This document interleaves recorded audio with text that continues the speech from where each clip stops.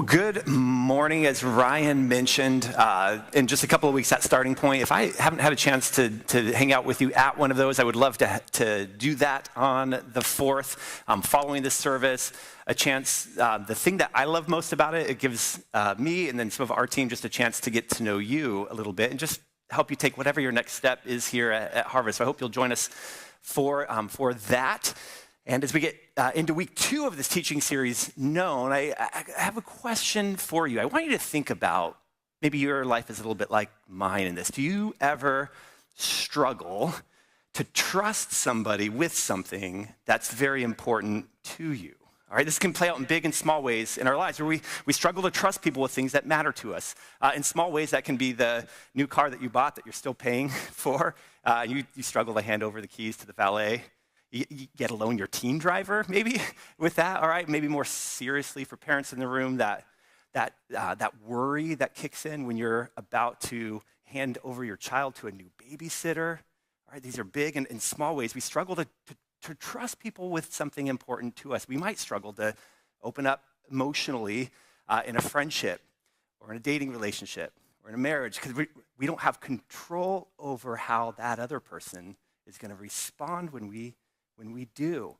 We might manage a business or own a business, and there's pieces of that work that you just love to do and that you've been doing, but things are growing, and you maybe struggle to let go and to entrust that new employee in a role. And so we have these different ways that, if we're honest with ourselves, we kind of struggle to hang on to things. And to be transparent with you too, I would like to think that I just trust God with everything in my life all the time.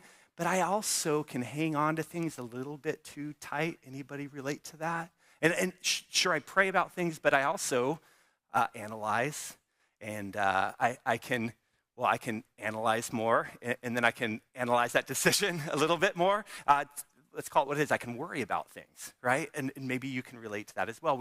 We know that trusting people with things, especially that are important to us, there's an element of risk that's involved to that. And so it's hard if you're like most of us to do that. And sure, you might pray about things and you desire to trust God in areas of your life, but perhaps worry and anxiousness is something that you might still have connected to those areas of your life. And so today, as we look at God's word, we're going to look at the story of this important character in the Old Testament. His name's Abraham.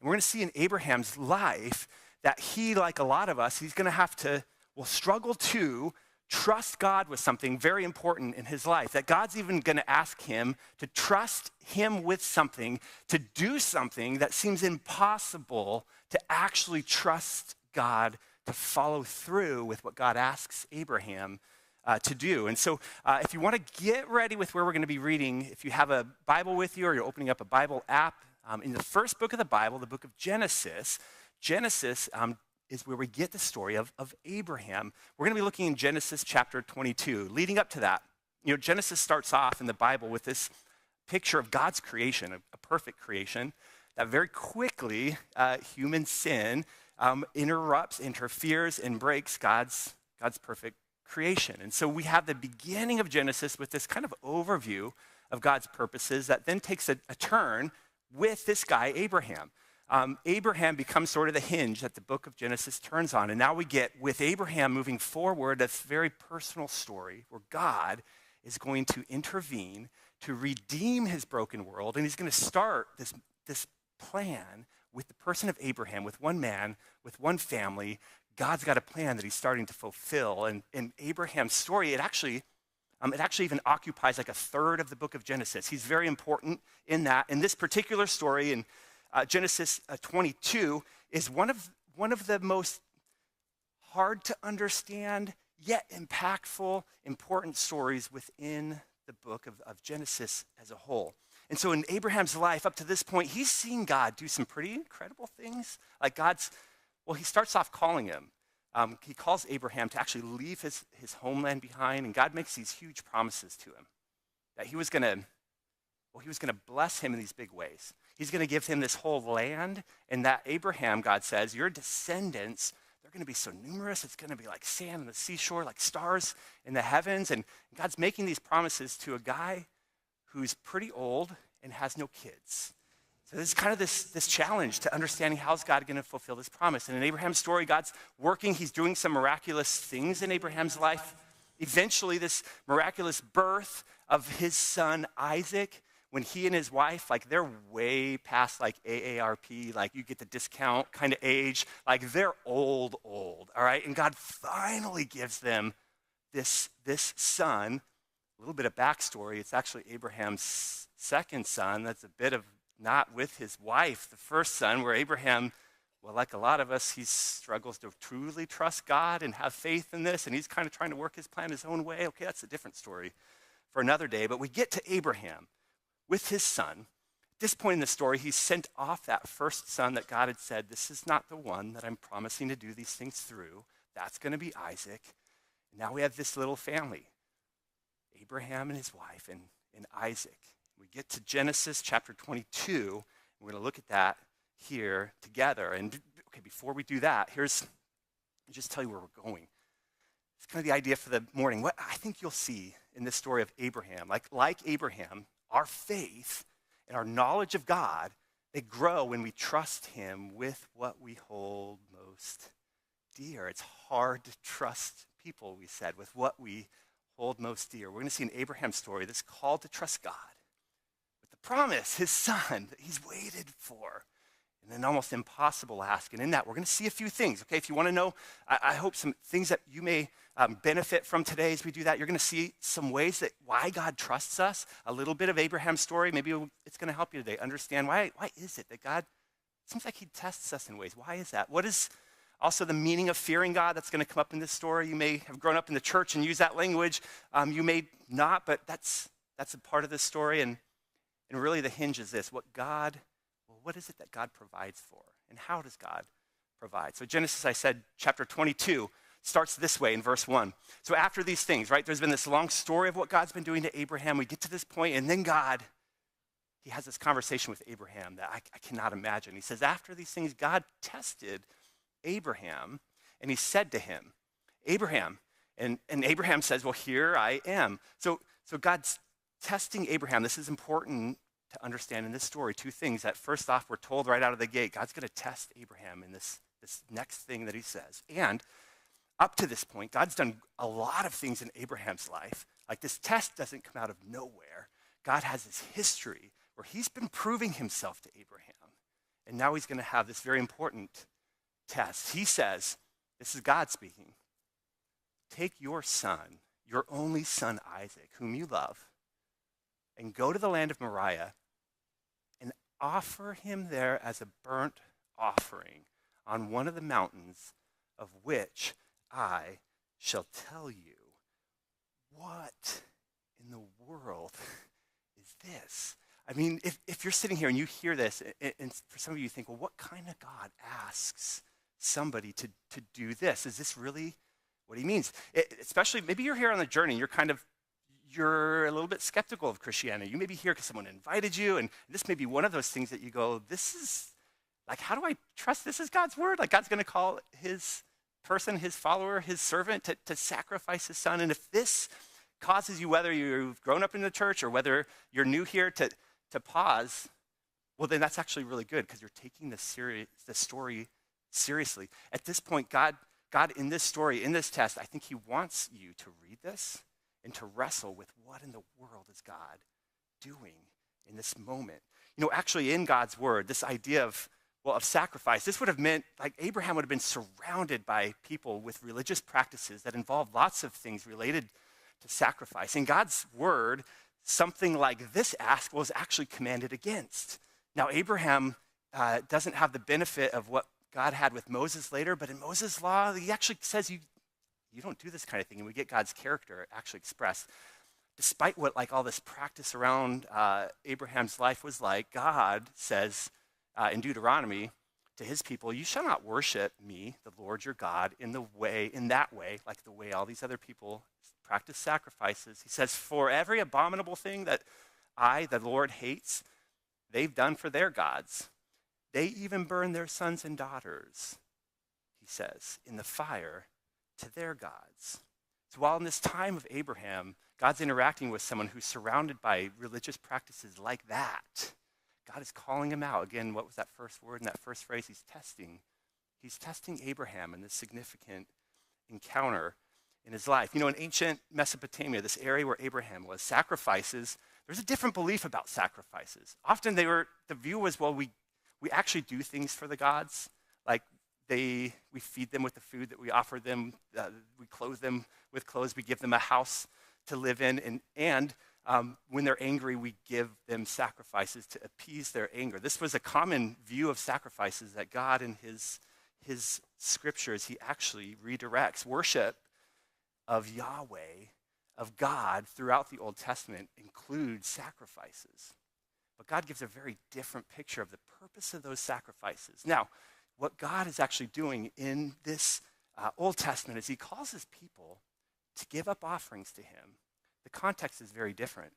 God has actually already shown his grace, his mercy, his love, his salvation to people. He's freed a people out of slavery in Egypt, and he comes down, he meets with them, he gives them his laws, his instructions as a way of drawing people into him. So catch this. In other words, God, at this point in the Old Testament, God has already come near to people and is inviting people to understand him, to worship him. And he's giving them his laws for how to worship them in a way that he gets to define who he is and what is appropriate worship with him. And so God's, at this point, he's testing Abraham in this significant encounter. We mentioned this phrase, right? He says, what in the world request? That he's going to offer his son as a, do you catch that phrase? Burnt offering. As a burnt offering.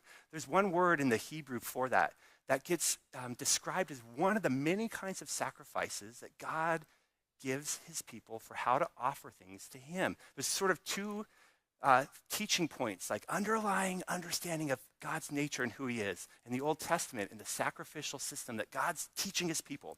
And it's really these two things. First, that we belong to God. There's an element of some of the sacrifices where we're bringing things to God in such a way that it reminds his people again and again that everything they have actually belongs to him. It came from him. So we give back to God. The sacrifices also remind God's people that while we belong to God, there's a distance in us because of our sin. And we can't just do whatever we want to worship God. We have to approach God on his terms because he's holy and he's the one defining our relationship. Now in this burnt offerings are that first part of things. Burnt offerings are a way of declaring total surrender to God, that we belong to him. There's an Old Testament writer, theologian, Daniel Block. He says this about burnt offerings, that unlike other sacrifices, in a burnt offering, the whole animal is consumed in the fire, symbolizing complete surrender and dedication to Yahweh. So as shocking as this request to Abraham is, it is about surrender, about giving up. Think about this. For Abraham, what was probably the thing most valuable to him in his life, the thing that seems like God had been promising for so long, and God asks and tests Abraham to offer up, to surrender to him what is most valuable. Let's keep reading. If you're following along with me, read the next few verses, Genesis 22, 3 through 6. Look at this. It says this about Abraham. So he rose early in the morning, he saddled his donkey, and he took two of his young men with him and his son Isaac. And he cut the wood for the burnt offering, and he arose, and he went to the place where God had told him. And on the third day, Abraham lifted up his eyes, and he saw the place from afar. Then Abraham said to his young men, "You stay here with the donkey, and I and the boy, we will go over there. We'll worship, and then we'll come back to you." And Abraham took the wood of the burnt offering, and he laid it on Isaac his son. And he took in his hand the knife and the fire. And so they both went together. And then look at verse 7. He says this. And Isaac says to his father Abraham, "My father," he said. "Here I am, my son," he said. "Behold," Isaac speaking, "behold, I see the fire, I see the wood. Where's the lamb for the sacrifice?" And then Abraham says, God will provide. God will provide for himself the lamb for the burnt offering, my son.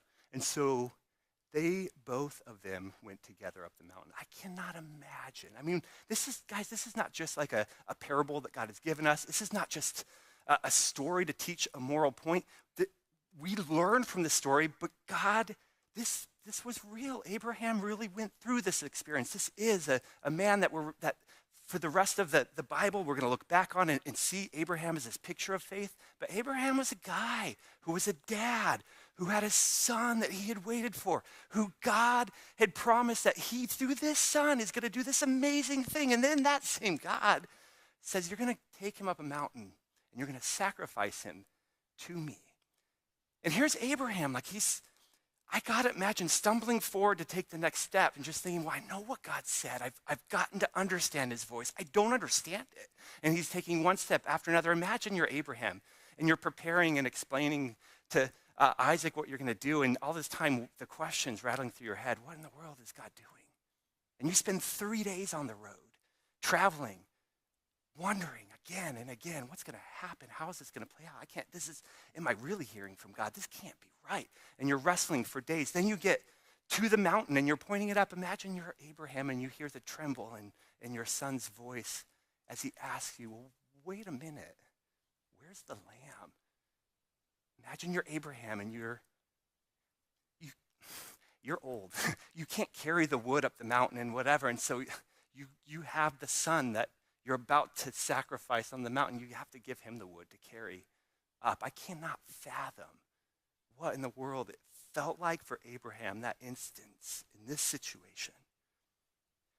I don't know how strong his faith is and what he's thinking there. We're going to get a little bit of a picture in a minute of what that looks like, but there's some element of faith that he knows that I don't understand it, but I've gotten to know God, and somehow God is going to provide. God is going to provide, he says. So we continue. Take a look at verse 9. As they prepare to go up the mountain, it says, when they came to the place of which God had told him, Abraham, he built an altar there, and he laid the wood in order, and he bound Isaac, his son, and he laid him on the altar on top of the wood. And then Abraham reached out his hand, and he took the knife to slaughter his son. But the angel of the Lord called out to him from heaven and said, Abraham, Abraham, and he says, here I am.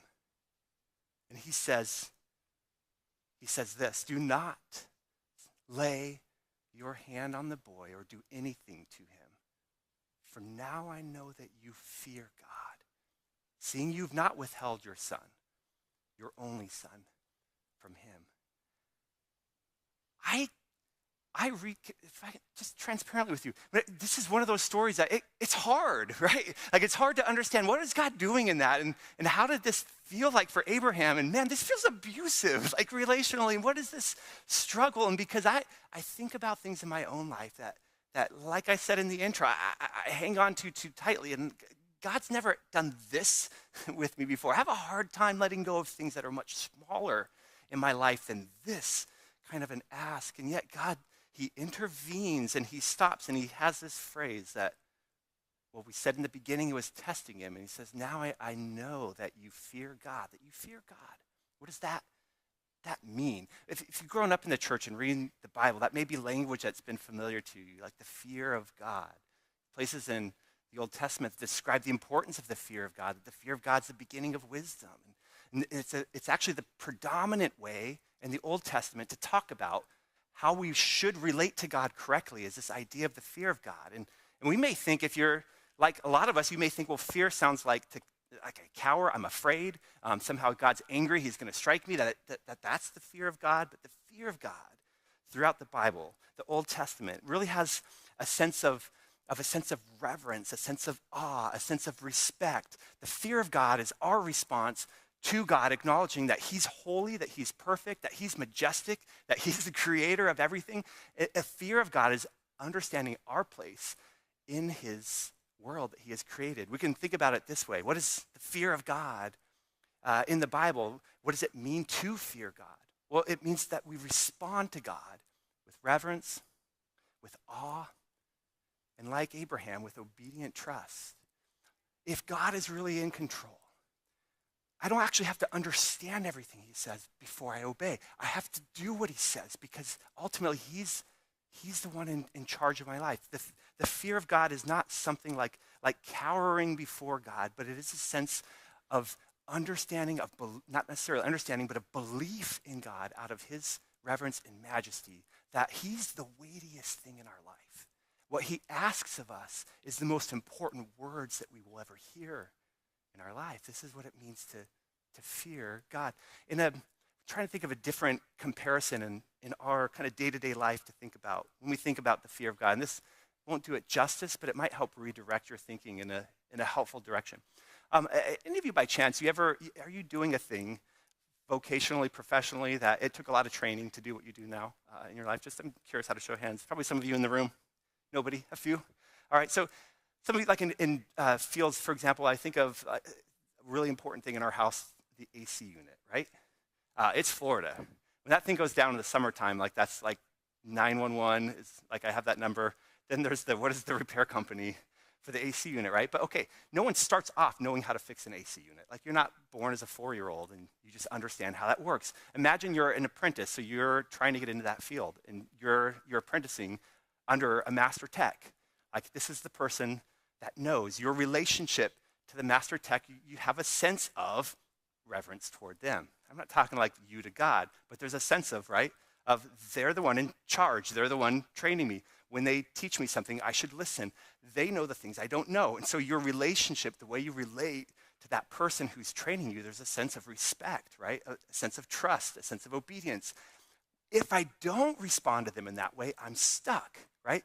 I don't actually ever learn unless I have the right relationship with the person training me. I know it's falls far short of what it means to fear God, but it helps us with a sense of maybe the right understanding or direction that God is the one who we're supposed to lean into, to listen to, and to learn from in our lives. So in this passage, Abraham, somehow through this struggle, he fears God. He's taking the steps to do what God had said. And then Abraham, it says, lifted up his eyes, and he looked, and behold, there was a ram. Remember his words to his son Isaac, that the Lord will provide for this sacrifice. He looks up, and his eyes see what the Lord has provided. A ram was caught in the thicket by his horns. And Abraham went, and he took the ram, and he offered it up as a burnt offering instead of his son. And then, I love this, Abraham called the name of that place, the Lord will provide. Last week, we talked about this Lord Yahweh, like the name of God. And we talked about the fact that God's name also communicated his presence with people, that he was with him. God, the God who is with Abraham, isn't just with him, but he's providing for him. The Lord will provide for you, those in Spanish, right? El Señor provee. Now, here's what's interesting, though. The Lord will provide. Literally in the Hebrew, the word for provide, it's saying the Lord will see, that he will see.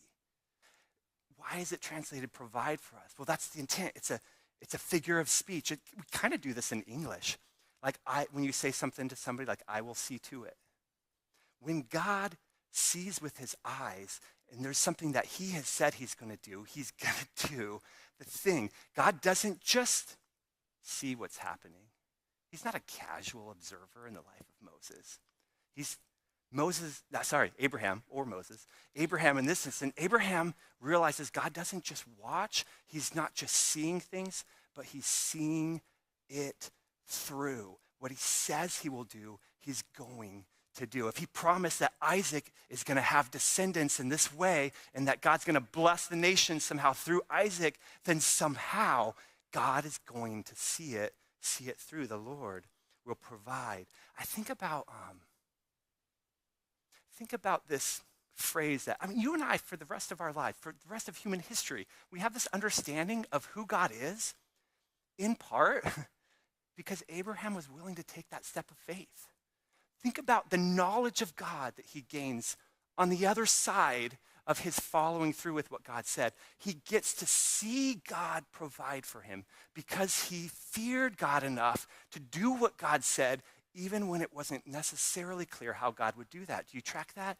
We benefit when in our faith, we take that step of obedience. This is actually why God tests us. One of the ways. God tests you to prove your faith, not to crush you. To strengthen your faith, to prove your faith, to harden your faith. God's calling you up. He's not trying to crush you down. His tests in your life aren't meant to somehow distance you from him, but to pull you closer to him in your life. I was reading this amazing book that described what Boys to Men, this growth, not the track, right? I'm not going to go there. You don't want to hear me sing. But from a young boy to a man, what are some of the stages of a man's life and that he goes through? And there was this description in this book that John Eldredge, the author, describes this cowboy phase in a boy's life, this testing phase. There's a testing that's necessary to go from just a sense of the protection of your father or your family to you're testing your own capacity. And what was really intriguing, he talks about how you might relate to this in your own story. We all need these experiences where we kind of are trying to answer this question, he says, do I have what it takes? Do I have what it takes? And so we need these experiences that are hard enough that they stretch us, we step through, and because we're kind of, as we grow, we're trying to discover, do I really have what it takes? In a way, this is what God's doing with Abraham. But if I could change that question a bit, more importantly, what God is doing with Abraham, here's Abraham's wrestle. Does God have what it takes? Do I really trust him with the thing that's most valuable? Does he have what it takes? If you read through Abraham's story, like leading up to this is a wrestle for him. He's celebrated as a man of faith, and rightfully so, but that faith is hard fought and kind of shaky at times. In Abraham's story, there's part of this thing where he's traveling with his wife before they have a kid, and he tells people where they go that she's his sister, not his wife, because he's worried she's attractive and they might kill me to marry her, but if she's my sister, then they probably won't, Like, a little bit messed up. He's wondering, God's called me to the thing, but will he really protect me? Does God have what it takes? The story I said, that's for a different day with this other son that's born before Isaac is, well, in a way, it's Abraham testing, wondering, maybe not quite sure, does God have what it takes? In other words, I might need to help out the plan. God, you're not coming through. I've got another way. Maybe I'll just do this. I can fulfill your promise. Does God have what it takes? When God tests your faith, he's doing it not to crush you. He's doing it so that you would know him more deeply. He is the Lord who doesn't just see, he provides. And what does God provide for? Whatever we need, whatever he needs to do to fulfill his promises. I love how Abraham is celebrated. This is in the New Testament later on, looking back at this story of Abraham about his own faith. It says, by faith, Abraham, when he was tested, he offered up Isaac, who had received the promises, and he was in the act of offering up his only son, of whom it was said, through Isaac your offspring shall be named. And he considered, Abraham, he considered, I love this, like looking back on what in the world is Abraham thinking. God gives us a little idea. He says he considered that God was able to raise him from the dead, from which, figuratively speaking, he did receive him back. In other words, like Abraham, through this testing experience, how does he know God? His faith is stretched to this point that he's like, man, if God has to raise him back from the dead, then that's what he'll do. Because he said, through this boy, God's going to continue the plan and the promises, and he's going to do that. So if the boy dies, he's going to have to come back to life again because God keeps his promises. The Lord will provide. What does God do in Abraham's life? What does God do in your life through these tests? It's a pull in the direction relationally toward him. You see, our fear or our faith in God, it's proved by what we're willing to put on the altar. Are there things in your life, like if you're really honest with yourself, you kind of like, God, I trust you with this thing, but over here, like that's mine. Like, don't ask me for that. There are areas of your life and your family and your faith, when you think about your future, are there pieces that you hang on to, or do you trust him ultimately with everything? What does God provide for? I said, this story helps us with that. Well, at least this. God provides for everything that's necessary to fulfill his promises.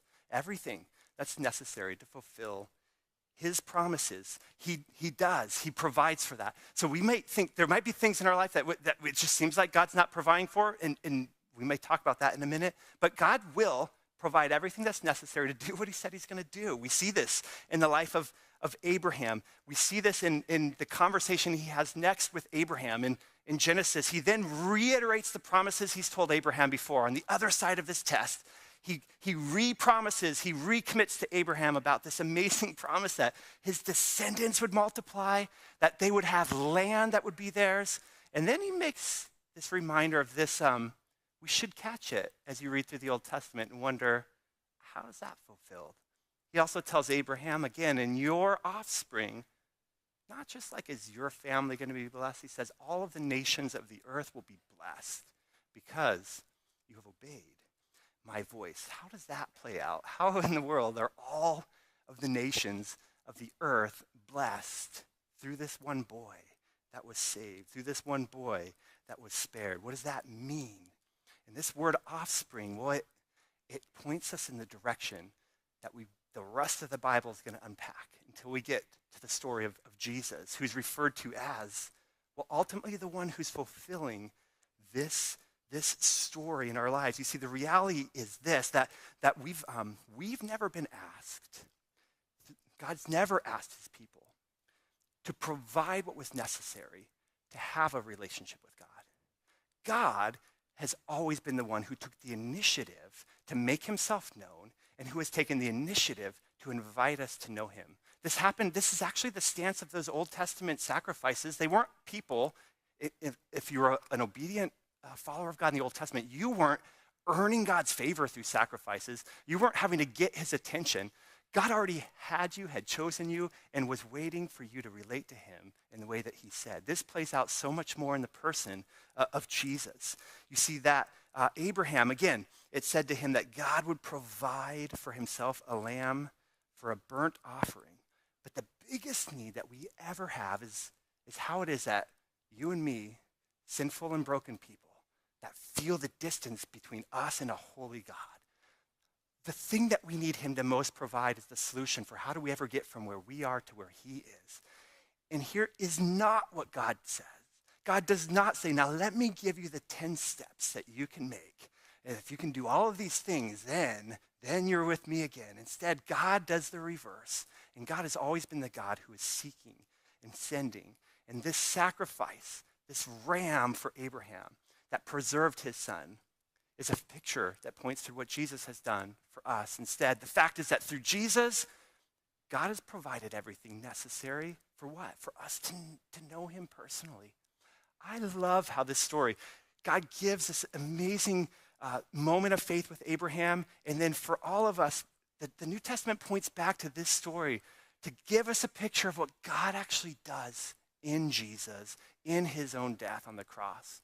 It says this about God in his son, his one and only son, Jesus. It says that he, God, did not spare his own son, but he gave him up for us all. So how will he not also, with him, graciously give us all things? You see, God sends Jesus up a different mountain, on the mountain where Christ was crucified. God does not stop short, but continues the process of sending his own son as a sacrifice for our own sins. God completes the work that he had started. You see in this dynamic, if you think of Jesus as a comparison to Isaac, right? You have this reality that Isaac doesn't actually, he gets saved from the sacrifice at the end. God with Christ sends his own son, and Jesus isn't spared, but he actually lays his own life down for us instead. That through Christ, everything that's necessary for us to be made right with God is fulfilled on the cross in his death, in his sacrificial death for us. You see, the story of Abraham and Isaac isn't a story about what God expects from us. It's a story that points about what God has done for us so that we can know him. That through Jesus, God has invited us into a personal relationship with him. This isn't about what you do to make yourself right with God. It's what God has done to make himself known and to make you right with him. And if you think for a moment that this is just one-sided, that God the Father has somehow sent his unwilling son, that's not the story either. What we're told is that Christ willingly comes to earth, laying his life down for us. Look at how it's put about Christ's desire. It said, when he had offered for all time, Christ, Jesus, offers himself as a sacrifice. He offers himself as a single sacrifice for sins, it said. And then he sits down at the right hand of God. It says, for by a single offering, Jesus has perfected for all time you and me, those who are being made right with God. A single offering that Jesus has offered for us. Think about what that means for you and for me. It means that we no longer have anything that we do to try to make a payment to God to somehow redeem our broken relationship. So I don't know your story, and for some of you, maybe you had some church in the background. Maybe this is kind of a coming back to church experience in your life. When we talk about the good news, the gospel, it's a celebration of not what we do to somehow make ourselves right with God. It's a celebration of what God, through Jesus, has done to fix the thing that none of us can fix, our own brokenness, our own sin, the separation that we have from God because he's holy and yet we are not. And through Christ, God offers once and for all time a sacrifice that purifies us from any of that sin in our life, that pays the penalty of the consequences for that sin in our life. And what Jesus said is that was one time for all time. Abraham and God's people pre-Jesus, they had sacrifices, things they would do because God was proving again and again, I can provide, I'm faithful. He draws them in. But what we're told through the Bible is all that looks forward to Christ. The reason those sacrifices even mattered in the Old Testament is because God knew ahead of time he was taking care of all of that through his sending his own son in Christ. And so Abraham, as much as he had faith, he had a faith that looked forward, hoping in some way that God's going to make this all work.